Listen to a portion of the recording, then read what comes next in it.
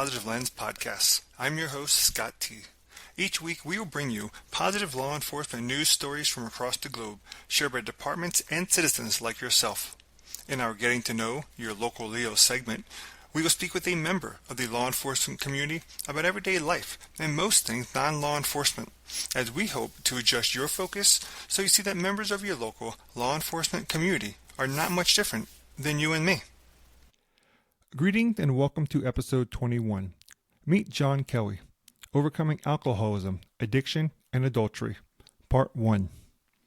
In this episode, Getting to Know Your Local Leo segment, you will meet retired Sergeant John Kelly, who spent 30 years with Florida's Broward County Sheriff's Office. He is a husband, father, author, motivational speaker, and founder of Law Enforcement Life Coach. John is now helping others be intentional and navigate life's critical stages as he transforms challenges into wins. In part 1 of this two-part episode, we will have a raw and honest conversation with John as he tells us about a coworker who may have changed the trajectory of his life and how he met his beautiful wife of 30 years. He will also open the door to his early struggles with being an alcoholic, addict, and adulterer, along with the internal struggles and shame his infidelity caused. Please welcome to the podcast, retired Sergeant from the Broward County Sheriff's Office, Sergeant John Kelly. Scott, nice to see you again, sir. Likewise as well. It's a pleasure having you be on with us. You know, for individuals who are not familiar with Broward County, can you share with them a little bit about where it's located and some of the breakdown of the county? Most certainly. So if you're looking at Florida, you've got the Keys, Key West, and that's called Monroe County. The next county up is Dade County. In Dade County, think of Miami. Okay. Broward County, I want you to think of Fort Lauderdale. And then Palm Beach County, Mar-a-Lago, where President Trump lives. So that's kind of the layout of the county, the tri-quad county area in South Florida. And quite a diverse population, man. We're still considered South Florida, so we got a little bit of everything and everyone, from folks coming over from Europe, up from South America, folks coming down from Canada. And we always get our friends from the Northeast, right? All the New York and Jersey folk coming down to, stake their claim. So quite a diverse population. Pretty eclectic, and with that diversity comes certainly the criminal element and everything that goes with that. But it's got a smattering of everything there. And if I'm not mistaken, Broward County is also one of the largest counties in the state of Florida. Miami-Dade, Broward. It is. And I would say, for the record, the Broward County Sheriff's Office is a complete public service entity. So fire rescue, corrections, the courthouse, the airport, the seaport, multiple contract cities, child investigative protective services, the jails. I mean, there's over 6,000 employees. So not as big as NYPD, but as far as sheriff's offices go, one of the biggest in the country. And like I said, you just mentioned like those 3 tri-county areas. That makes up almost half the population of Florida, it feels like. No doubt. Yeah, no, it's one of the reasons why, Scott, I moved to Northern Florida, To get away from it. To get away from all the people. Exactly. Yeah. So, you end up in Broward County, but let's go back to the beginning then. Tell us about yourself. Like, where were you born? Where did you grow up? And, well, you're not picking up I got the a South Florida accent there. No, you mentioned people moving down from the Northeast, but I think you left your state out of that. Yeah, most certainly. You figured it out, bro. No Southern twang there. I grew up in Boston. And really, kind of like a great upbringing. It had its moments, right? Last name's Kelly, and I'm from Boston, so there was always too much alcohol involved in that upbringing. Went to Norwich University up in Northfield, Vermont, the country's oldest military college, founded in 1819. So it's very prestigious military college. And when I graduated there, I wasn't quite sure what I wanted to do. I knew I wanted to serve. I went through OCS in the Marine Corps in '87, and so that route was an option. But I was a criminal justice major, and so I was kind of drawn to that calling. And I did a ride along. I spent some time with the Vermont State Police. And my first ride along, my first night, there was an armed bank robbery in progress. Really? And I was just like, I was in my third year of college. So I was 20, 21 maybe, yeah. Right? And the trooper looks at me and says, "Do you know how to operate a shotgun?" And I'm like, "Yeah." I'm like, let's go. And he would deny it to this day that he gave me the shotgun. But and I was just like, "Oh, this is cool, man." It was a real bank robbery. Standoff, responded, manhunt. And I was just, the college kid riding along. I didn't even give me a vest, Yeah, there's no disclaimer either back then. No vest. No, like, what the hell is going on here? And I was just like, I could get used to this. Like, you just show up every day never knowing what's going to happen. Yeah. Like, that's exciting. Yeah. And so I was like, I think I want to do this. So finished up college in '89 and couldn't get hired up in Boston. Just there wasn't a big push at the time, but where there was an advertisement in the Boston Globe from the Broward County Sheriff's Office. Really? And if you're trying to move people from north to south. Yeah, and if you can imagine, back in '89, the TV show Cops.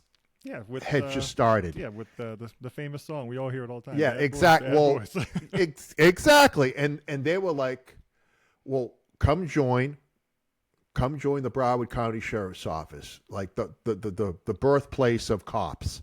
Oh, and geez. So I was like, and I tell you, it worked out. So my Nana, right, my Italian grandmother, we called her Nana, had a condo in Pompano that was vacant half the year. Right. So she said, she's just a lovely woman. She said, "You are more than welcome to use the condo and see if this is something that you want to do." And so I loaded up the Hyundai, right, with, a couple milk crates and a suitcase and headed basically south. Everything you had at college with you. Everything. It was a college room on wheels. And I came down to Pompano Beach. And I started, I worked as a waiter and this and that while I would apply. I must have applied to 12 or 13 different agencies. And I got picked up. First agency that called me was the Broward County Sheriff's Office. And that was in 1991. And so I started with them in 91 and I retired in 2020. So I did, a 30-year run. And I'm just trying to think, all the things that have been going through your mind at that point. It's like, my Nana is giving me the opportunity to go from 30-degree weather during the summers in Boston. Because it was and it's colder then than it is there now, right?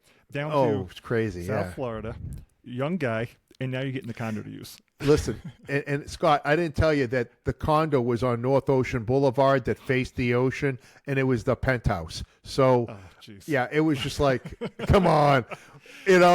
What's going I got to say this, though, for the listener. The condo was fully equipped with the plastic coverings on all the sofa. Yeah. Well, that's an Italian family tradition. Yeah, no. It was probably a good thing that the sofa and all the furniture had plastic coverings on it. It was a fun time to be alive back in the early 90s in South Florida.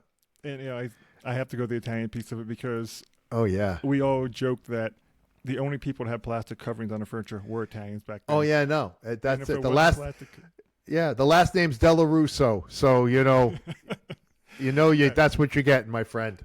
Yeah, my last name Turncliffe is more the English side for my father. My mom's the Sicilian side. So there you go. It comes through her. But, and we always would joke. It's like, we cover the furniture in plastic, and then if it's not the plastic, it's like a blanket or something covering it. So we buy this furniture, but we never show it off. We just cover it. All this beautiful furniture's got plastic on it. You never even know what it feels like. Yeah, it's always been great. But that is awesome. Man. Yeah. All right, so tell me, you moved to South Florida. Yeah. Obviously, great times. But I'm sure, like you said, being a waiter, trying to find your footing down there while applying for departments, because we know applying for the sheriff's department is not like applying for the waiter job. They can hire you same day as a waiter. Right. You have to go through a whole process. So what were some of those early struggles like trying to get acclimated to Florida and, get down there and get into a new role? Well, so the first was, so the car I drove had no air conditioning. In Florida. Yeah, well, I had this Hyundai. I didn't need air conditioning in Boston. I mean, that's what the vents are for, True. Yeah. Holy smokes, man. The first really good rain in August, and you've got no air conditioning. And high humidity and no air conditioning in your car. Yeah, no, not a good recipe for acclimating. I didn't hang on to that car too long while I was in Florida. Went ahead and got myself a Jeep of all things, right? With the that's with fitting the little for the beach life. Yeah, started to live my Florida life, and I can tell you this though, Scott.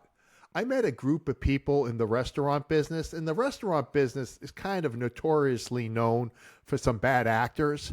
Yeah. It's that life, right? It's a real party lifestyle. Yeah. But I was losing my mind when I first moved down there, Scott. I didn't know anyone. And so you were basically a fish out of water. Oh, I can tell you that I would, the first couple weeks before I found employment doing anything, it was really dark, man. I knew no one, and I don't even know if I had a cell phone back then. 89. I don't even know, but I was not connected or talking to anyone. I didn't have, very isolated, right? Yeah. And I remember I walked up to this girl on the beach, to talk to her, and she was just like, "Get away from me, you freak!" It was just like, I was like, oh, it was just so bad. And then I had called restaurants and just I wanted to do anything. Right. I got to get out of my own mind. I need to be occupied because I'm losing my mind here. And I called this bar, a restaurant at the Galleria Mall, and it was called Spats. It was a little restaurant. The guy and Scott, this is the first of 30 calls this day, right? I made 30 calls yesterday, all no, 30. And the guy says, recruiting yourself. You're being your own headhunter, trying to find a job. I'm trying. And I said to the guy, I go, listen, man, I'll wash dishes. I don't care. I just need a job, man. He says, where are you from? I said, I'm from Boston, man. He goes, yeah, me too. Come on in. I got a job for you. So it took finding another Bostonian. Just a guy from Boston. Just a guy from Boston. It was so he goes, you know how to waiter? I go, yes. I'm like, what do you want me to say, man? Because I never done it before, but I'm a pretty quick study, man. If you tell me what to do, I'll do it, and I'll be really good at it, right? I had a good work ethic. I just needed a job. Right. And so he paired me with somebody, and, I was a waiter. And so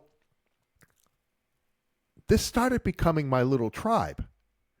And so after my first shift as being a waiter, I go home, to my empty apartment, beautiful penthouse, but it's empty. But no one there. No one's there. And Dave, his name was David, he says, where you going, man? I said, I'm just, I'm going to go home. He goes, here's my address.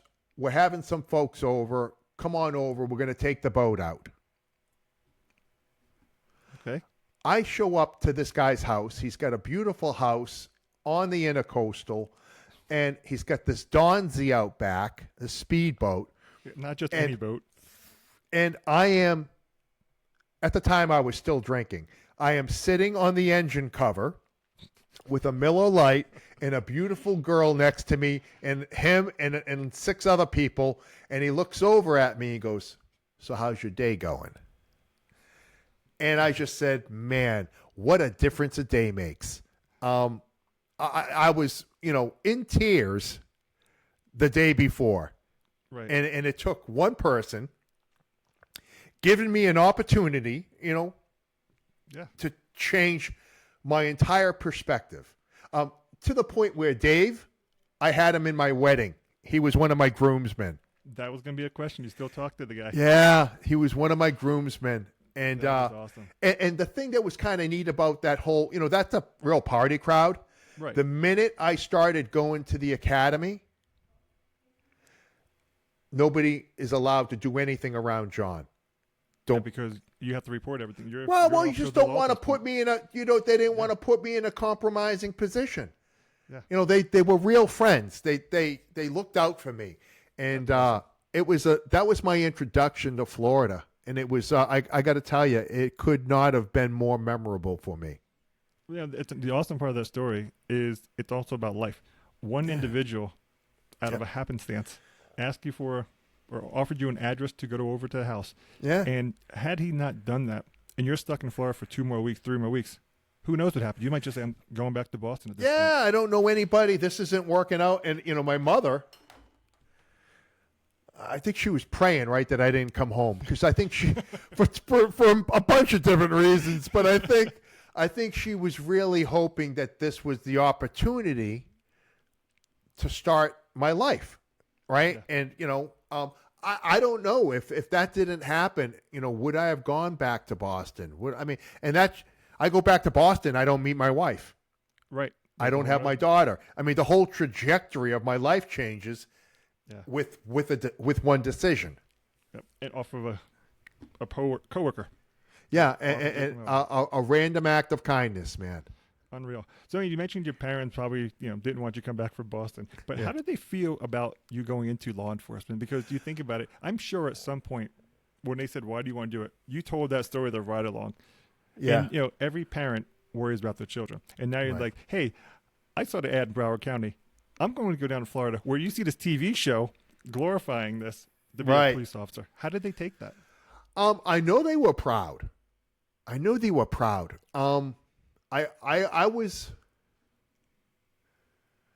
intentionally kept things from them. I would, they just, some things they found out through the news, right? Yeah, right. Sometimes they found out through family members that lived in South Florida that heard about things and events. But I did a pretty good job, Scott, of not sharing. And just them. Because at the end of the day, they were going to worry regardless. Right. So add more fuel to the fire. Right. There's no need to, and they're not seeing me coming home disheveled and with blood on my uniform, and they're not seeing it. So there's no need to tell them. Right. And so they were proud. They always worried, right? Because any job that requires you to put a bulletproof vest on, I'm putting that on because there's a likelihood of me getting shot that day. So right, it wasn't because of comfort, because we know they're not comfortable. Right, exactly, right. So I highlighted the positive, kind of shielded them from the negative, and most of our conversations were innocuous enough where I didn't add to their sense of despair at all. Yeah, and that's good. And I think, you probably do that throughout your career, as most law enforcement professionals do. You try to insulate your families from what's actually happening, because no doubt. There's so much that you see. Right. And to bring it home is a whole nother challenge. Yeah, that's you mentioned that, and that's one of the things that ends up being problematic in our relationships, because we don't share. Right.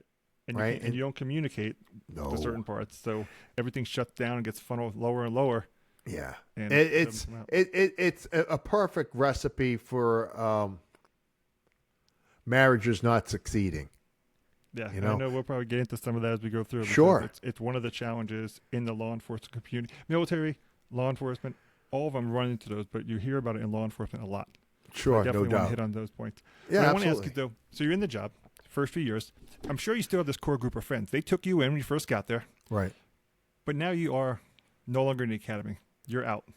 You're Right. working on the job. How were those first few years for you? How are you balancing that now, personal life, having fun, Right. at the same time? You're John Kelly. You're a police officer. You're Right. sheriff's department.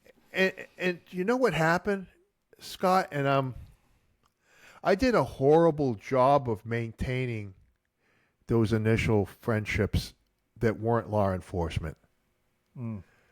It's just we were still friendly. But I started isolating and only associating with people that were on the job. Okay.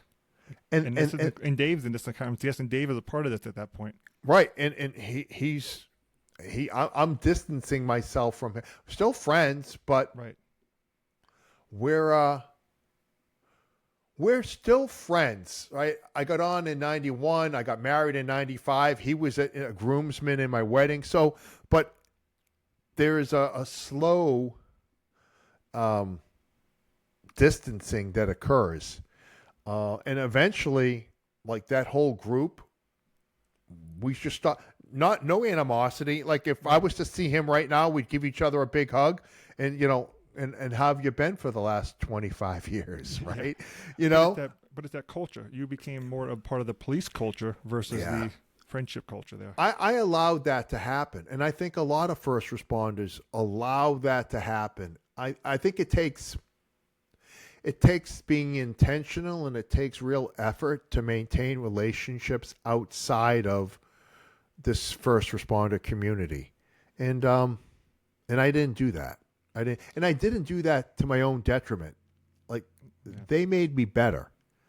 And we can get into it, but I think there's a lot of dysfunction in the first responder world. And so if we just stay together, like I think unacceptable behavior is like a magnet. We're drawn to each other. And so we create our own safe space by hanging around the people that are doing the same dysfunctional things that we're doing. And it's nobody benefits. Yeah, I'd say, and that a lot of people across all spectrums, right? You mentioned you have a daughter. We worry about that with our children. Could they get into a circle and they start to become a part of that clique in that group.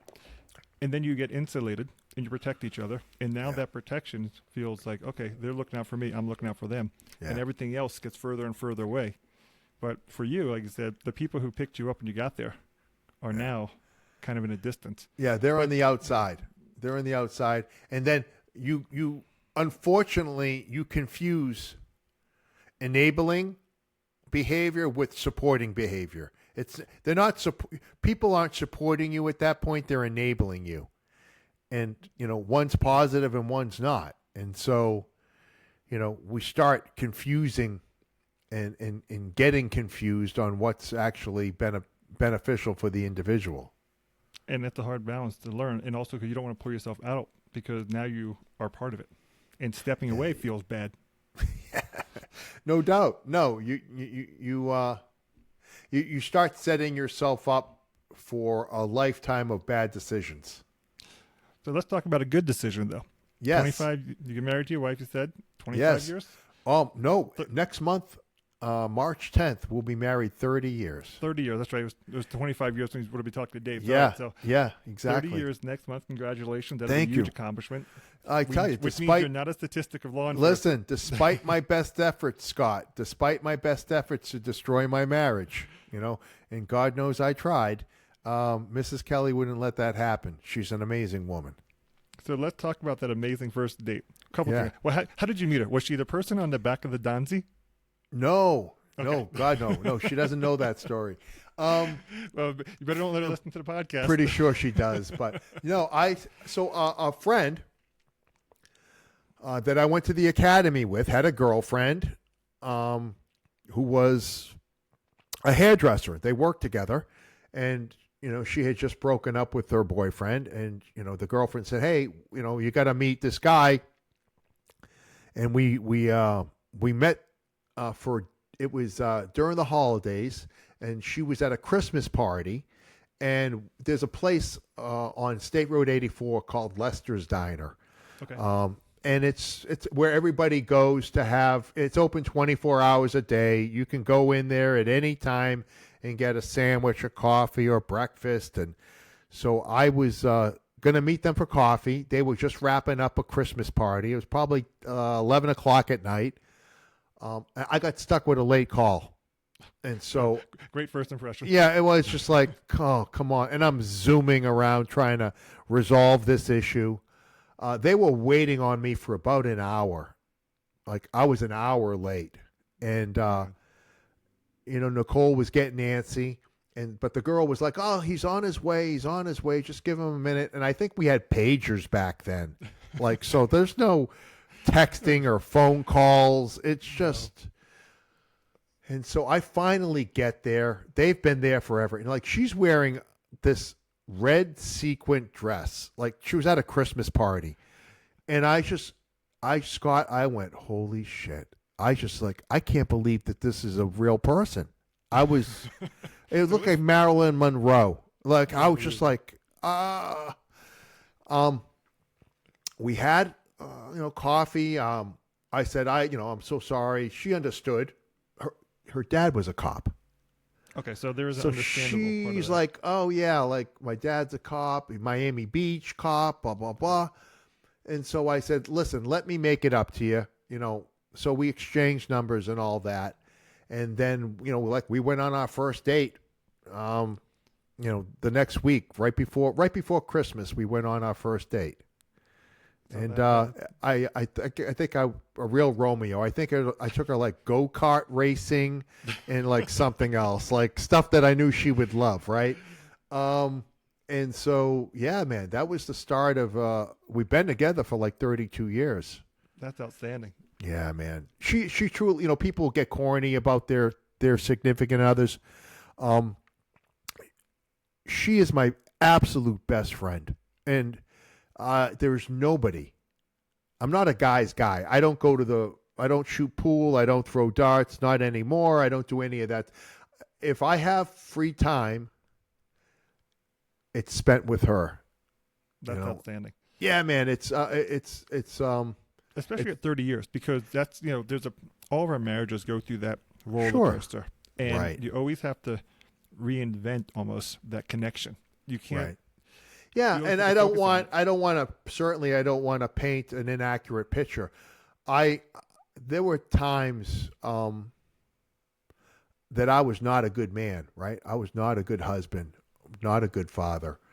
There were times I put the job ahead of her and my daughter. There were shameful times. But the one thing, the one constant, I think, was her ability to see past the act and understand that underneath there was a good man doing a bad thing and not a bad man doing a bad thing. Which is very different. Yeah. Different. I think that was, my saving grace, if you will, is that I hadn't always made poor decisions, and at the core, I was a good person. So let me ask you, obviously you mentioned about making bad decisions, and how did you overcome those obstacles? Because some relationship, a bad decision goes unforgiven because it just repeats itself, and it comes to a point where it's like, I can no longer trust what you're telling me. You're a good person, but you repeated the same behavior and it's no longer sustainable. How did you overcome that? Excellent question, Scott. So, alcoholic, addict, and an adulterer, right? So we'll stop with the A's, Scott. That's not the best AAA. No, man. There are a lot of things that I wish I could say I was avoiding those three. The alcoholism, believe it or not, was the least of my problems. I've been sober now for almost 28 years. And congratulations on that. thank That's you. a huge accomplishment. So It took me almost killing myself and my friends, and almost losing my wife to get sober, but I did it. That wasn't the challenge. I actually did pretty good with that. The infidelity, man, it was terrible. I would say of all the things that I've done in my life that I'm ashamed of, this by far tops the list. I didn't just step out on my wife, man. I stepped out on my daughter, right. my in-laws, my mother and father, and everybody that loved me. I violated their trust as well. And, we joke about it. I think we joke about it and we make light of it, because if we would have really examined the shame of what we did, it would be tough to live with ourselves acknowledging that. And there's two parts to this. You recognizing it, Yeah. and your wife seeing, like you said, through the action to the person. But like I said, everybody's hurt by that. And you mentioned 28 years being sober. So I'm looking at this saying, after 30 years of marriage, so you went sober early. Nicole said to me, I'm not going to be your mother. I'm not going to live with an alcoholic, and I'm not going to live this life. So you can decide what's more important. If you drinking is more important, then go ahead and be a drunk. And you tell a story in your book, though. It was one of your coworkers who supported you going to Alcohol Anonymous, and it allowed you to go when you were on duty. Yeah. And it was huge. Because to ask an officer to set aside time to go on your own, I don't know where you'd find it. Yeah. I when you say that, so there have been moments, right, in my life where people have shown me grace. Right. When I show up to work drunk, I should be terminated. This is not the movies, Scott. Right. You don't show up to work drunk and everything's okay. Usually things go horribly wrong. But I had these two sergeants, and they said, listen, man, never again. This is never going to happen again. And they gave me an option, right? You can either get help on your own, or we're going to command refer you. If we command refer you, it becomes part of your official file, and, but one way or the other, we don't care how. This is never going to happen again. Right. And so, me being me, I go, well, I'm going to figure this out. Like, I got this.